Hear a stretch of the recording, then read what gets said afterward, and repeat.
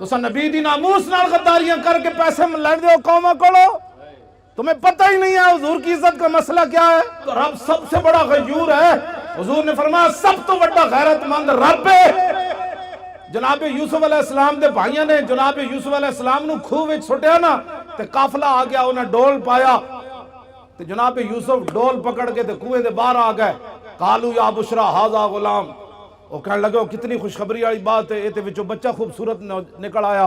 بھائی پھر نسدے آئے، انہیں کہا تھا ساڑھا بھجے ہویا غلام ہے، انہیں کہا ان کی پروگرام ہے، انہیں کہا وَشَرَوْا بِثَمَنٍ بَخْسٍ دَرَاهِمَ مَعْدُودَةٍ وَكَانُوا فِيهِ مِنَ الزَّاهِدِينَ، انہیں کہا سی غلام بیچنا ہے، نسن دی بڑی بھیڑی عادت ہے، چاند کھوٹے درم ہی دے دیو، اسی یہ غلام بیچنا ہے۔ جناب یوسف دی قیمت لگی بازار مصر وچ۔ اے علماء کم از کم 6 مہینے جمعہ پڑھا سکتے ہیں سورہ یوسف دے ہوتے، تسی کیوں نہ پڑھا دے جمعے؟ سورہ یوسف پڑھ کے دسو قوم نو کہ جناب یوسف دی صرف قیمت پئی ہے بازار وچ۔ رب 7 سال قات لے آیا مصر وچ، 7 سال قات سالی آ گئی، دودھ پیندا بچہ بھی جدو جناب یوسف دے پیراں وچ وکیا نہیں سی نا، دودھ پیندا بچہ بھی جدو ماں پہ ویچ کے نہیں سننا گئے، اس وقت تا رب قات نہیں ہٹایا۔ رب اپنے نبیوں دی عزت دے بارے اتنا غیور ہے، وہ تو جناب یوسف ہے، اور امام الانبیاء کی بات تو ہے ہی ایرانی۔ اسے زندگی نو کچھ نہیں کرنا، اسے زندگی نو حضرت خبیب بن عدی دی قبر ہے جی کدھر نشان، حضرت خبیب بن عدی صحابی رسول دی قبر دا نشان ہے۔ مشرکین مکہ نے آپ نو سولیوں تے بدھیا، پہلے سولیوں تے بن کے نا پھر انہاں پورے عرب نو بلایا، انہاں کیا امام الانبیاء دے غلامہ نے جدہ جدہ بندہ ماریا، جنہوں نقصان پہنچایا، ایک غلام قابو آ گیا خبیب بن عدی، اسی نو بند دیتا ہے سولیوں تے، آؤ تے تلواراں تے نیزے لے آؤ تے چھرے لے آؤ تے چاقو لے آؤ تے تیر لے آؤ، ایک بندے کو تسی بدلہ لو، تسی سوچ سکتے ہو ایک بندے کو کتنا بدلہ انہاں لے ہونا۔ سب تو زیادہ ظلم خبیب بن عدی نال ہویا، انہاں کینچیاں نال آ کے آپ دا ایک ایک جسم کٹیا، اور آپ نے پھر تختہ دار ہوتے ترانہ پڑیا۔ مکہ تو حضور بہت بعد اچ فتح ہویا نا جی، آمنو جتھے مقام تنعیم ہے نا مسجد عائشہ، اس مقام ہوتے آپ نے تختہ دار جدو آپ دا جسم کٹ رہے سن نا، اور دوروں ہٹ کے نشانہ بن رہے سن، لو تو نہیں سی نا، خبیب بن عدی دا جسم تا انسانہ ہی سی نا، دوروں ہٹ کے انہاں دے نشانہ باز، دوروں ہٹ کے آپ تے تلوارہ نال آپ تے چھوڑے لا رہے سن، ایک ایک جسم نے ایک چھوڑے جو لکڑی دے چھوڑے لاندے انج لا رہے سن، تے آپ انجے تختہ دار ہوتے بدے ہوئے سن، تے آپ نے انہوں نے ویکھ کے فرمایا تم کیا سمجھتے ہو کہ میں نے جن کا کلمہ پڑھا ہے میں بے وفائی کر جاؤں گا؟ آپ نے تختہ دار ہوتے پھر ترانہ پڑھیا، اور ترانہ تا محفوظ رہ گیا کہ حضرت سعید بن عامر الجمحی بعد جدو مسلمان ہوئے تھے ہمس دے گورنر بنے، تے فاروق اعظم کو شکایت آئیاں بھئی گورنر نو مرگی دی بیماری ہے، 4 شکایتاں، اے علماء بیان کرو، اور کیوں نہ بیان کر دے تسی سیاست؟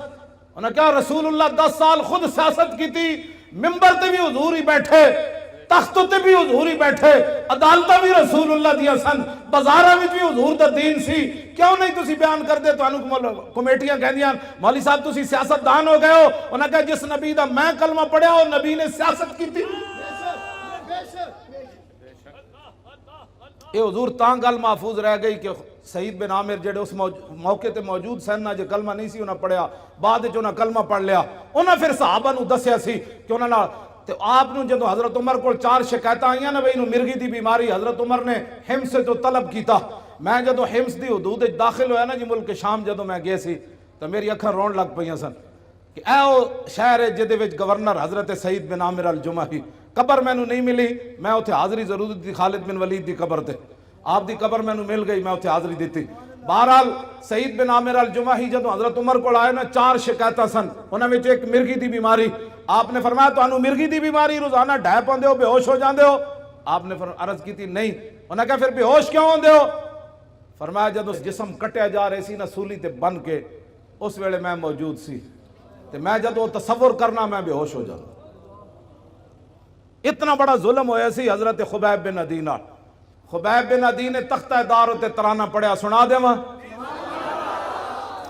لقد جمع الاحزاب حولی والبوا قبائلهم واستجمعوا كل مجمعی وكلهم مبدل عداوت جاہد علی لانی فی وساق بمضیعی وقد جمعوا ابناءهم ونساءهم وقربت من جزع طويل ممنعي وقد خيروني الكفر والموت دونا وحملت عيناي من غير مجزعي فلست بمبد للعدو تخشعا ولا جزعا إني إلى الله مرجعي وما بي حذار الموت إني لمیت ولكن حذاري جحم نار ملفعی. جب آپ دا جسم کٹ رہے سن تو اس شعر دا معنی میں فرمایا میں موت سے نہیں ڈرتا، موت تو ایک دن آنی ہے.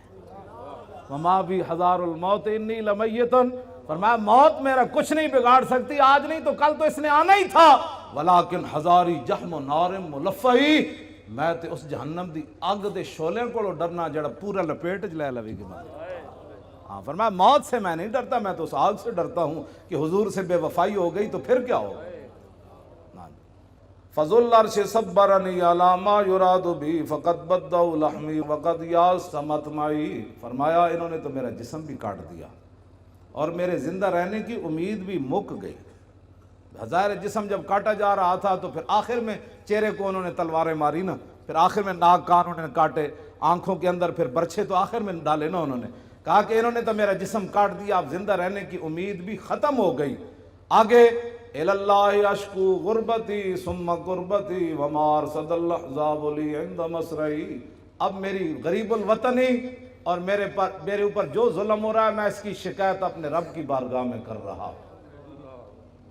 کیوں جی آخر تو پھر کی فرمایا جدوں نہ جسم اپنوں ایتھے مارن لگ دے تو پھر زبان کٹنے دے قریب آئے نا، جدوں آپ دی زبان پھر انہیں کٹنے کا بار کٹ کے زبان کٹن لگے، اس ویلے پھر آپ نے فرمایا فلست بالی حین اقتل مسلما علی جنب کان للہ مسرعی وذالک فی ذات الالہ وان یشاء یبارک علی اوصال شلو ممزعی.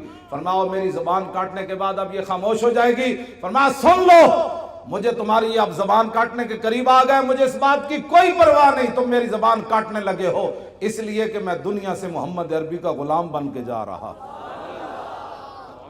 ہاں جی توجہ جی. فرمایا یہ سب کچھ میں اللہ رسول کے لیے برداشت کر رہا ہوں. وذالک فی ذات الالہ وَإِن يَشَاء يُبَارِكْ عَلَىٰ أَوْصَالِ شِلْوٍ مُمَزَّعٍ. فرمایا میرا جسم کاٹ کر تم تاڑیاں مار رہے ہو کہ ہم نے حضور کے غلام سے بدلہ لے لیا. فرمایا جس رب کے لیے میں نے یہ اذیتیں برداشت کی ہے نا، میرا رب قادر ہے میرے کٹے ہوئے جسم کو پھر جوڑ دے گا ایسے کر کے. بس یہ اسلام ہے.